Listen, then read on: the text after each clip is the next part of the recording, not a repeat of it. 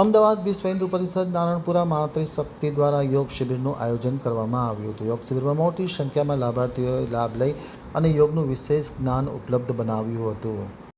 હવે જોઈએ અમદાવાદ આમતક ન્યૂઝ બ્યુરોનો એક વિસ્તૃત અહેવાલ। અમદાવાદ વિશ્વ હિન્દુ પરિષદના નારણપુરા માતૃશક્તિ દ્વારા યોગ શિબિરનું આયોજન કરવામાં આવ્યું હતું। અમદાવાદ ખાતે વિશ્વ હિન્દુ પરિષદ નારણપુરા માતૃશક્તિ દ્વારા આંતરરાષ્ટ્રીય યોગ દિવસ ઉપક્રમે યોગ શિબિરનું આયોજન કરવામાં આવ્યું હતું।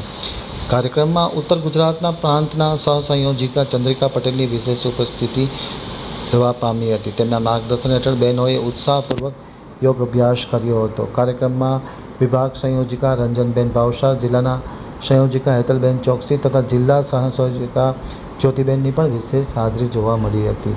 વાડજ પ્રખંડની ભાવનાબેનના આયોજન અને સંકલન હેઠળ યોજાયેલી આ યોગ શિબિરમાં મોટી સંખ્યામાં બહેનોએ ભાગ લીધો હતો। યોગ શિબિર દરમિયાન યોગના શારીરિક, માનસિક અને આધ્યાત્મિક લાભો અંગે પણ વિસ્તૃત જાણકારી લાભાર્થીઓને આપવામાં આવી હતી।